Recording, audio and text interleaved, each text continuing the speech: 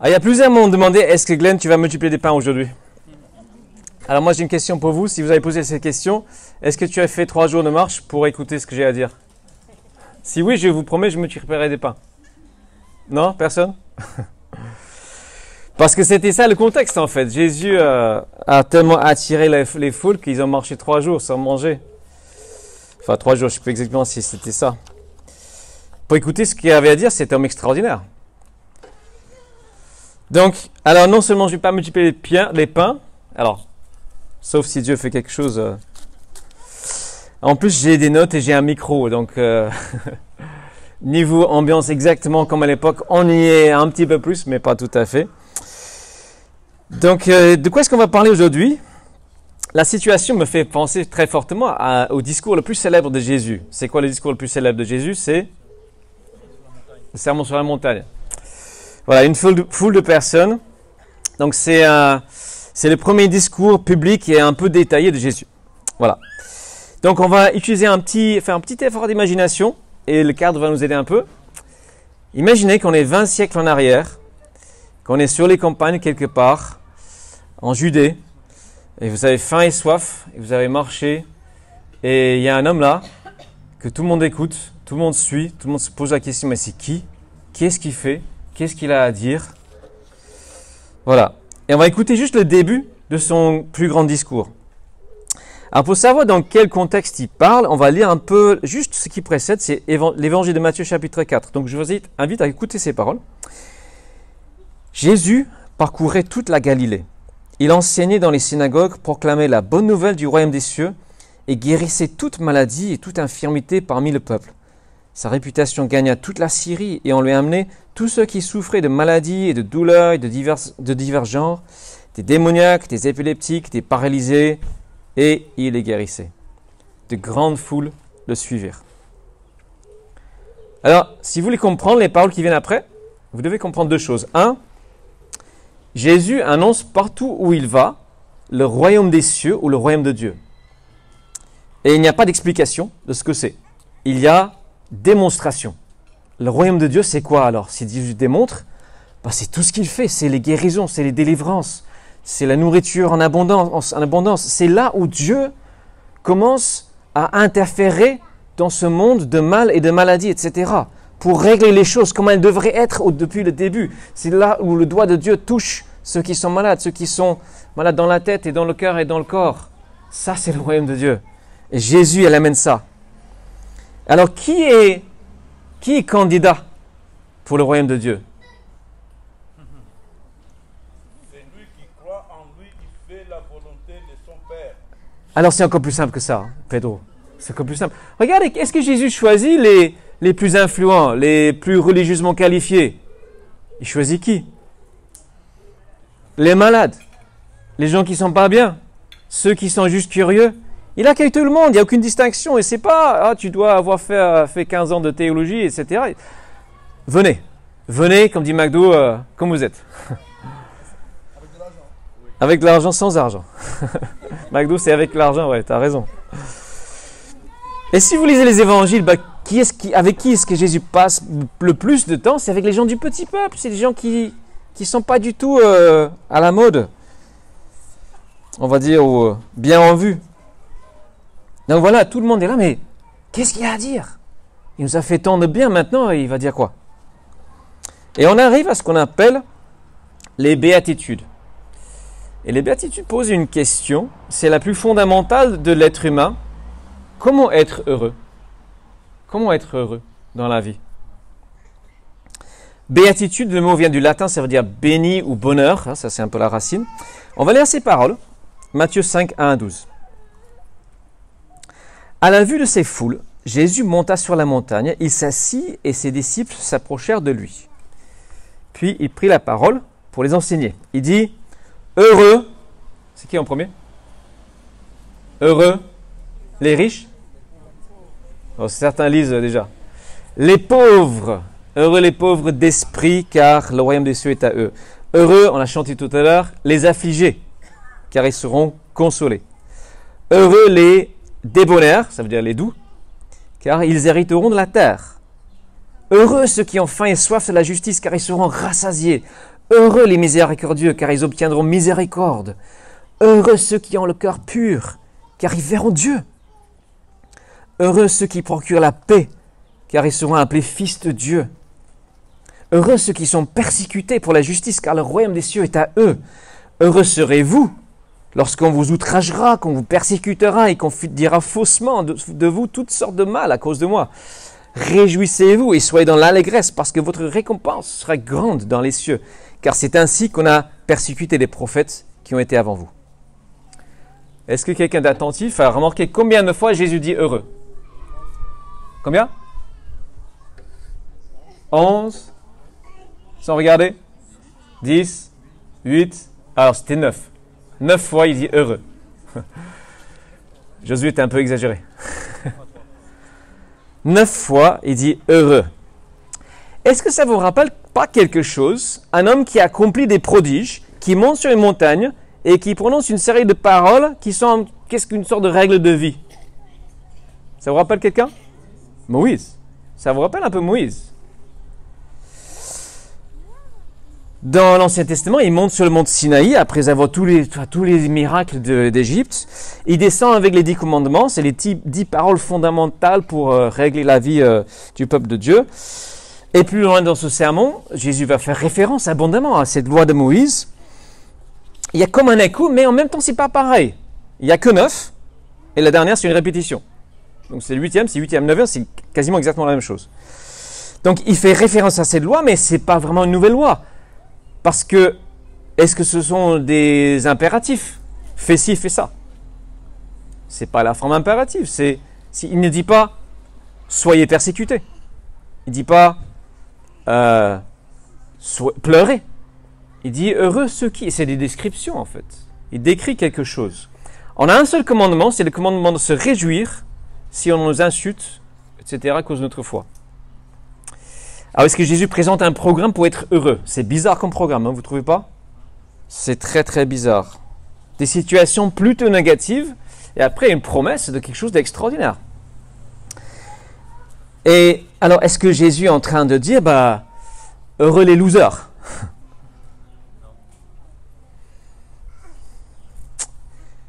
Qui est-ce que Jésus a autour de lui?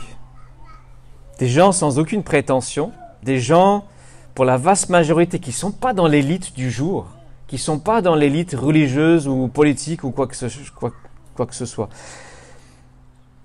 Quelque part, il y a un peu de ça. Il y a un peu de heureux les losers, mais est-ce qu'il veut dire il faut chercher à être un loser? On va essayer de voir. Notre monde, quand on pose la question, comment être heureux, qu'est-ce qu'il répond? Avoir de l'argent. Alors, se contenter de très peu de choses, toi, tu n'es plus trop dans ce monde. Quoi d'autre? La santé. La santé, voilà. Heureux ceux qui ont la santé. Quoi d'autre? La maison, le chien. Hein? La maison, le chien, la femme. La maison, le chien et la femme. La famille. C'est quoi pour être heureux? Toi, tu es dedans. Je parle de ceux qui sont pas dedans. Le pognon, voilà, le pognon. Hein? Alors, si tu cites Jésus, je parle des gens de ce monde. Hein? Le pouvoir, généralement. Alors, je vais faire les béatitudes à l'envers. Parce que c'est comme ceci que le monde voit les choses. Alors moi, je pense que ma réponse à cette question, c'est fais ce que tu veux. Ça, c'est ce qui te rendra heureux. Hein? Mais bon.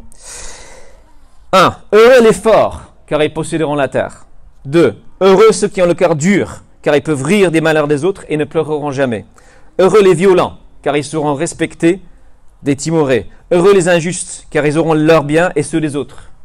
Heureux les injustes. Non, j'ai déjà dit. Heureux ceux qui possèdent, car ils n'ont pas besoin de miséricorde. Heureux ceux qui ont l'âme impure, car ils jouiront des turpitudes humaines. Heureux les mauvais, car ils se feront respecter par la force. Heureux les incrédules, car ils ne seront pas trompés. Heureux serez-vous lorsqu'on vous flatte et on vous caresse dans le sens du poil. Amen. Ça, c'est ce que dit notre monde. Et ce qui est dans notre tête. Purement humain. Mais les amis, tout ça ne conduit pas au bonheur. Ça, c'est un raisonnement faux. Jésus vient pour casser notre raisonnement. Et voilà, le raisonnement divin. Je vais vous montrer le chemin, le vrai, et c'est dans le long terme. C'est pas tout de suite forcément, vous aurez des difficultés, mais je vais vous montrer le vrai chemin du bonheur. Et je vais renverser vos valeurs. Alors je vais remettre les paroles de Jésus un peu dans mes propres paroles. Toujours avec cette idée en tête. Vous qui écoutez, vous êtes parmi cette foule-là qui a été touchée par Jésus. Vous n'aviez pas foi en lui, mais quelqu'un vous a amené à Jésus et il vous a guéri. Quelqu'un vous a parlé de ce prophète qui est levé et vous étiez curieux. Tiens, waouh, c'est qui ce gars? C'est ça votre situation. Voilà ce qu'il dit. 1. Tu es un zéro, spirituellement parlant, et tu le sais. Ah, super. Dieu a un bel avenir pour toi. 2. Tu pleures, peut-être sur ce monde et sa dureté. Excellent. Dieu va essuyer tes larmes. 3. Tu es doux et on t'écrase. Tu es un tapis. Super. Dieu a quelque chose de beaucoup mieux pour toi. Tu vois l'injustice et tu soupires avec quelque chose de mieux. C'est excellent. Ça va arriver. Tu es trop bon, trop C-O-N. T'inquiète. Tu auras le meilleur des cadeaux. Tu es du genre sensible, tu n'aimes pas voir la cruauté, le vice, tu supportes mal les séries à la mode. C'est parfait. Dieu te montrera de très belles choses. Tu es celui ou celle qui joue les intermédiaires parce que tu arrives à voir les deux points de vue, même peut-être pas trop te positionner. Top. Dieu t'aime comme un fils. Et enfin, tu t'identifies à Jésus, tu cherches à vivre comme lui, même si on te critique, même si on se moque de toi, bah c'est formidable. Dieu va redresser tout ça. Est-ce que c'est une liste de conditions d'entrée au paradis?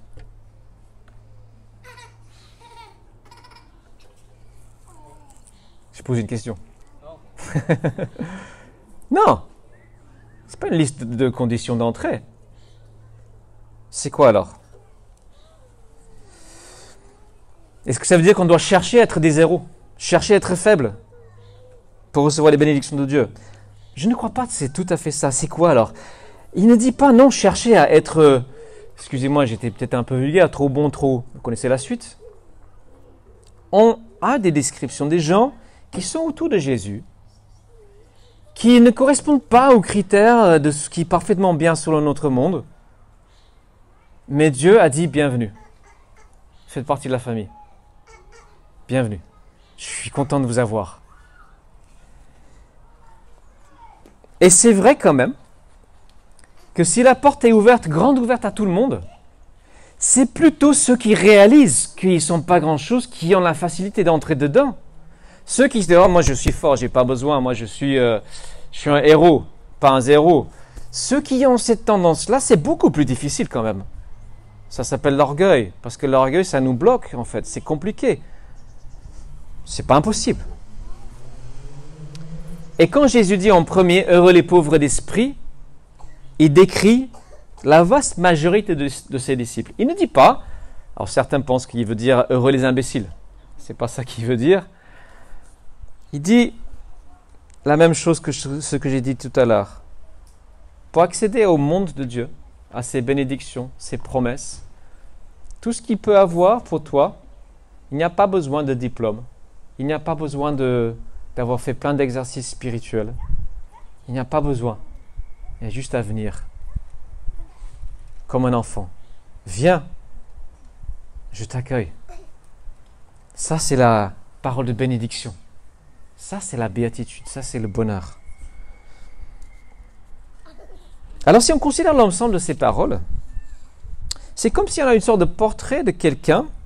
Et ce quelqu'un, c'est une personne qui a mis Dieu au centre de sa vie. Et cette personne, elle est heureuse, même si les circonstances ne sont pas toujours heureuses. Alors, qui est-ce qui incarne le plus parfaitement cette personne, si ce n'est pas Jésus-Christ? Et là, on va regarder ces 8-9 paroles en regardant à travers le filtre de Jésus. Écoutez bien. Ce que Jésus dit, il vit. 1. Est-ce que Jésus était pauvre en esprit? Vous direz non, parce qu'il était rempli de l'Esprit de Dieu. Oui, mais attention, Jésus a dit, je ne fais rien de ma propre initiative. Je ne fais que ce que je vois faire au Père. il n'a jamais mis en avant ses propres capacités spirituelles, même s'il était fils de Dieu. Il est l'humilité incarnée. Il était lui-même pauvre d'esprit, en esprit, excusez-moi. Est-ce que Jésus était un pleureur? Pas tous les jours, mais oui, Jésus pleurait. Il pleurait sur le mal de ce monde. Il pleurait sur le fait que ses contemporains n'ont pas reconnu que lui, il était venu gratuitement apporter le royaume de Dieu à tout le monde. Ils n'ont pas eu les yeux pour voir ça. Ça faisait mal au cœur de Jésus. Est-ce qu'il était hindou? Pas hindou. Hindou. Il était doux avec les souffrants. Mais Jésus était même doux avec les méchants. Pourquoi? Parce qu'en fait, il avait reçu tout pouvoir. Il aurait pu les écraser. Il aurait pu juste leur fermer une fois pour toute la G-U-E-E. Il aurait pu les obliger à les suivre. Il l'a jamais fait. Parce qu'il se retenait d'utiliser son pouvoir. Il était doux même avec les méchants. Il disait, venez à moi, vous tous qui êtes fatigués et chargés, je vous donnerai du repos. Car je suis doux et humble de cœur. Ça c'est Christ. Je peux m'asseoir à côté des losers. Ça ne me dérange pas d'être à côté des prostituées. Ça ne me dérange pas parce que vous êtes tous pécheurs de toute façon. On a besoin de cette douceur. Est-ce que Jésus avait faim et soif de justice, lui qui était parfaitement juste? Eh oui. Il voulait terriblement voir la justice de Dieu régner sur terre, à tel point que cet homme très doux pouvait aussi être très violent. À lui tout seul, il a chassé plus de personnes qu'il y a ici assis. Il a pris un fouet, il a chassé du temple de Dieu. Il était enragé de voir comment le nom de Dieu était bafoué, insulté par les gens qui se disaient religieux et qui avaient la part du gain. Il était assoiffé de la justice de Dieu. Doux, oui, mais pas... Ça n'a pas empêché d'être radical avec les hypocrites. Miséricorde, est-ce qu'il avait la miséricorde? Mais bien sûr. Jésus a guéri des tas de gens qui n'ont jamais montré le moindre signe de reconnaissance. Ça, c'est bon, ça. Ils auraient dû être reconnaissants, mais Jésus les guérissait quand même. Il y a des gens qui l'ont jamais vraiment écouté aussi. Est-ce qu'il avait le cœur pur? Ah ça oui. Il n'y a jamais eu un être humain qui avait le cœur plus pur que Jésus-Christ. Lorsque il était accablé de critiques, il disait « Qui d'entre vous peut m'accuser de la moindre faute ?» Et personne n'a su quoi dire. Jésus n'a jamais cherché les honneurs, jamais cherché l'argent, les acclamations, les femmes, les plaisirs de la chair. Quand il a été accusé, il n'a pas riposté. Jésus avait le cœur pur. Lorsqu'il voyait le mal, est-ce qu'il envoyait un truc sur Twitter? Ou l'équivalent de l'époque? Non. Il voyait, mais il appelait à la repentance. Jésus procurait la paix. Septièmement, il se nomme dans les prophéties prince de la paix.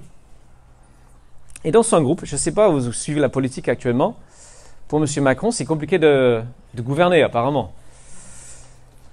Parce qu'il y a presque autant de gauche, de droite, d'extrême gauche, d'extrême droite. Jésus, il avait dans son parti des collabos et des résistants. Il avait les communistes et les verts et les capitalistes à fond et l'extrême droite, tous avec lui. Parce qu'il faisait la paix. Et Jésus, avant toute autre chose, il nous a procuré la paix avec Dieu parce que Jésus vient et il amène dans sa personne le pardon dont on a tous besoin. Jésus nous procure la paix avec Dieu. Et enfin, 8e et 9e, est-ce que Jésus était persécuté? Bien sûr. Cet homme totalement rempli de Dieu, à cause de ses paroles parfois tranchantes, eh bien, il était haï de certains, il était pourchassé, poursuivi, et puis vous connaissez l'histoire. En fin de compte, amené devant un tribunal factice, subir un simulacre de justice, dénudé, battu presque à mort, mis sur une croix, dans la honte la plus totale, il a été persécuté. Alors qu'il était heureux, s'il a fini comme ça. Avant de répondre à la question, je vais juste citer quelqu'un, je trouve que c'est bien dit. Bien sûr, dans tout ça, Dieu avait un plan. C'était pas juste de dire ah, la faiblesse c'est bien. Dieu avait un plan. Dieu a dit par cet homme, je vais montrer un monde dur, cruel, parfois stupide, insensible, qui je suis réellement. Je vais montrer mon cœur au monde. Que vous le bafouillez, c'est votre problème. C'est un pasteur qui a dit « Nous sommes la seule religion au monde qui a en son cœur un homme qui meurt pour ses ennemis. » Vous vous rendez compte? Qui meurt pour ses ennemis? Il y a la guerre en ce moment. Vous pensez que quelqu'un de l'armée ukrainienne donnerait sa vie pour Poutine? Absolument pas. C'est ça que Jésus a fait. Sa mort et sa résurrection nous procurent la paix. C'est ça le plan de Dieu. Et c'est juste extraordinaire. C'est juste extraordinaire. Quelqu'un ici, est-ce que quelqu'un ici, ces derniers temps, ou enfin, depuis toujours, a été au bénéfice de ce que j'appelle le ministère de Jésus? Est-ce que quelqu'un a bénéficié parce que le Seigneur a répondu à une prière ou a accompli quelque chose dans sa vie? Est-ce que vous voulez bien lever la main si c'est votre cas? Peut-être pas tous. Quand il répond à la prière, fondamentalement, est-ce que c'est parce qu'on le mérite? Non, c'est parce qu'il est bon. Alors ma réponse à cette question, pourquoi 9 paroles et pas 10? On n'est pas dans une nouvelle loi, on est dans quoi? Je crois, alors c'est pas dit dans le texte, mais je crois, et je vais essayer de terminer avec ça, que ces paroles-là, ce sont des choses qui découlent si nous mettons en application le premier commandement, qui est « Tu aimeras le Seigneur ton Dieu de toute ton âme, de toute ta force, de toute ta pensée, de tout ton cœur. » Si tu appliques ce seul commandement, eh bien, il y aura plein de choses derrière. Alors, je vais terminer sur cette idée. Ces paroles sont un appel à une vie centrée sur Dieu. Est-ce que Jésus a vécu heureux? Alors, c'est vrai, il est mort dans la douleur, mais il est aussi mort dans une grande satisfaction d'avoir accompli parfaitement ce que son Père lui avait demandé de faire. Aujourd'hui, il règne, il est aux cieux, il est dans une très grande satisfaction, et Jésus-Christ, aujourd'hui, il attend que son bonheur soit au comble lorsque nous serons avec lui. Lorsque nous, chacun ici. Et là, il sera avec nous, dans une félicité, un bonheur qui dépasse la description. Donc oui, il a démontré une vie bénie, une vie heureuse, centrée sur Dieu. Et là, on va faire une dernière lecture de ces 8-9 paroles. Heureux si tu reconnais ta pauvreté spirituelle. Quand tu as une vision suffisamment grande de Dieu, tu peux facilement reconnaître qu'à côté, tu ne fais pas le poids. Tu as besoin de lui, tout simplement, à tout moment. Toutes tes bonnes actions, ça ne vaut rien devant Dieu. Et donc, tu ne vas pas chercher à mettre en avant tes qualifications. Tu vas juste dire, ok Seigneur, merci. Merci parce que le royaume, c'est aussi pour moi.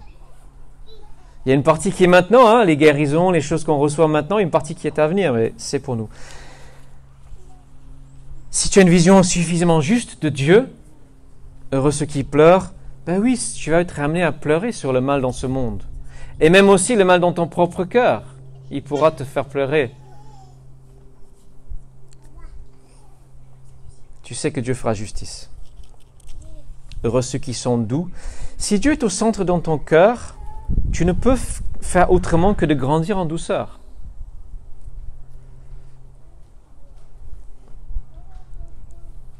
Parce que tu sais que tu n'as pas besoin de gagner à tous les coups. Tu sais que Dieu est juste. Tu n'as pas besoin de toujours le prouver que tu es le plus fort ou le plus juste. Heureux ceux qui ont faim et soif de justice. Quand tu as Dieu comme référence, tu vois pas seulement les injustices de ce monde, ça j'ai dit. Tu vois aussi tes propres imperfections et tu vas aspirer de toute ton âme à ce que ça soit nettoyé. Parce que tu sais que ce sera le véritable bonheur lorsque tout en toi est pur. Et on arrive au cœur pur. J'inverse un peu l'ordre des choses. Quand tu vois l'incroyable pureté de qui est Dieu, tu aspires après ça. Et tu aspires à cette liberté qui vient avec la pureté.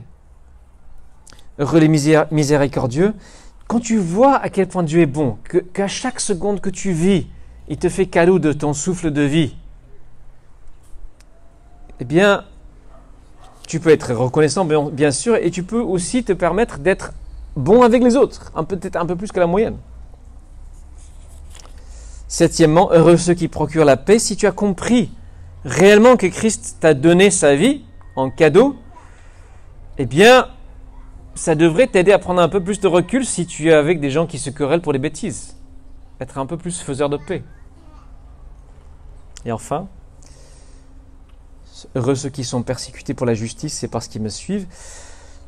Quand tu mets Christ au centre de ta vie, c'est sûr que tu commences à être en décalage par rapport au monde dans lequel on vit. Et ce décalage, il peut être douloureux, même si c'est peut-être pas grand-chose. Il y a quelques années en arrière, 7-8 ans, c'est presque drôle de le raconter, je n'étais pas persécuté, mais j'étais bénévole dans une épicerie sociale et ça m'arrivait parfois de parler de ma foi avec les bénéficiaires.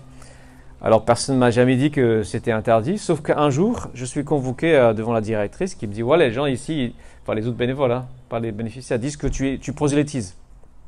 Tu es viré. » Voilà. J'étais tellement scotché que je ne sais pas comment réagir. J'ai écrit après, mais... Bon, ça c'est très peu de choses.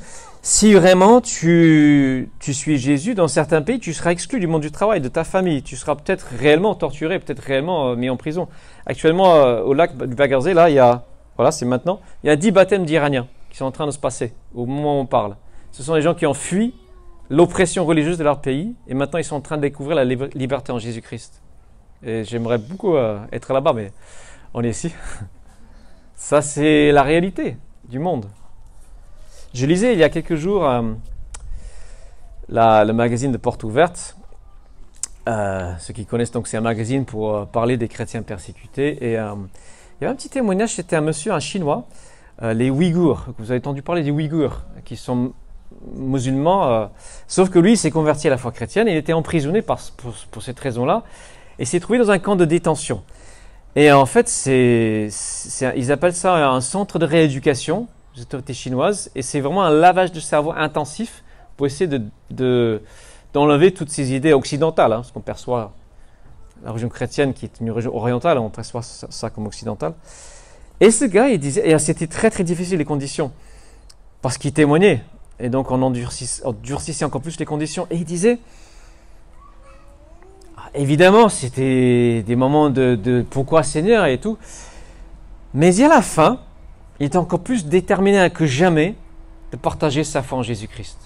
Parce qu'il était encore plus convaincu que jamais que c'était vraiment la voie du bonheur.